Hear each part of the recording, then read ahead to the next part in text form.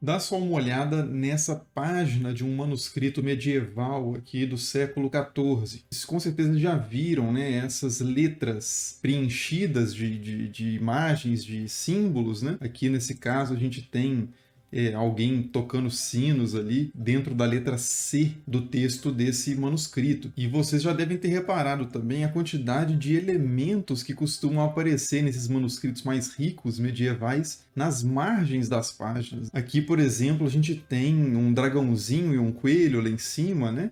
Aqui embaixo a gente tem um caçador, talvez com arco e flecha, alguns cachorros aqui caçando um veado, parece. Mas essa página especificamente está até bem comportadinha. O interessante é que se a gente for em outras páginas, até desse mesmo manuscrito medieval, mas poderia ser praticamente qualquer outro manuscrito, a gente poderia encontrar uns elementos mais esquisitos. Por exemplo, esse coelho aqui em cima de uma espécie de um dragão com cabeça de macaco, ou sei lá o que é isso, segurando ali um pedaço de pau, ou então esse coelho atacando essa figura aí, clamando pela sua vida, mais outro coelho agora atacando realmente um cavaleiro ali com uma armadura completa, ou atirando com arco e flecha num pássaro, que parece estar meio desatento em relação ao perigo ali.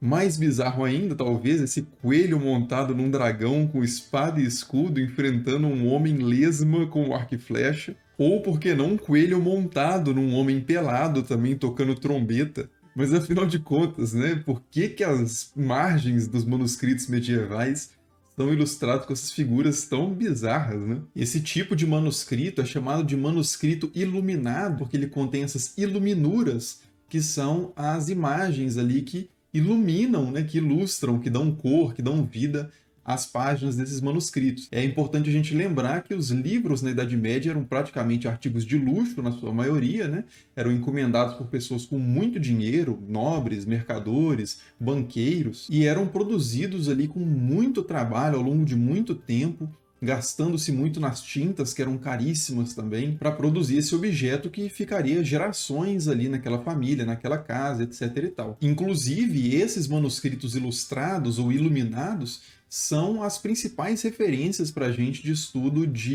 da arte medieval, porque em termos de volume, assim, a gente encontra muito mais arte, né, sobreviveu muito mais arte medieval nesse tipo de ilustração de manuscritos do que em afrescos ou telas medievais. E essas iluminuras, elas variam muito de edição para edição dos livros, porque os livros eram copiados manualmente, então, na verdade, o texto mais ou menos se preservava durante a cópia, mas as iluminuras colocadas eram sempre novas, às vezes com alguma adaptação, aproveitando alguma imagem anterior, mas era um novo grupo de artistas que estavam produzindo ali as ilustrações daqueles textos. Então a gente pode dizer que havia uma grande liberdade ali do artista colocar mais ou menos o que ele quisesse ali nas páginas daquele manuscrito, né? Claro, querendo agradar o seu patrão. E nas margens dos manuscritos medievais parece que a liberdade era ainda maior, porque como a coisa estava fora do centro, ali fora de foco, podia se experimentar mais e brincar um pouco mais com as ilustrações. Então a gente tem essas cenas assim muito extravagantes, né? Mas que na verdade tem alguns temas recorrentes ali e trazem algumas mensagens que o público naquela época conseguiu entender,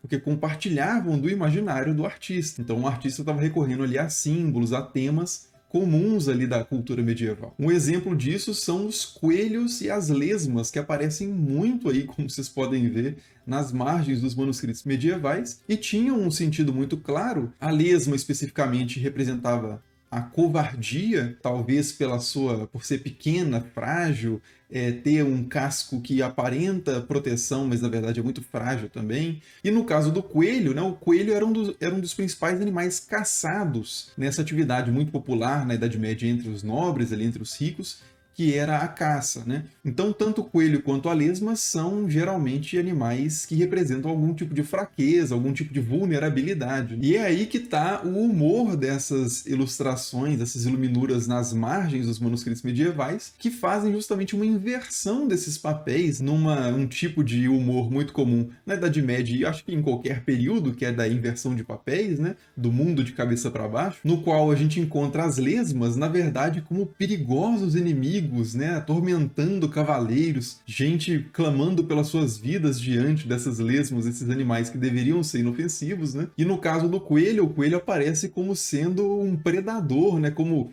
assumindo o papel do caçador ou do cavaleiro, né? Então, enquanto os textos ali são protagonizados por cavaleiros, por homens bravos, corajosos e tal, nas margens a gente tem a inversão disso com coelhos terríveis e lesmas super ameaçadoras, né? Ou melhor ainda, as duas coisas, né?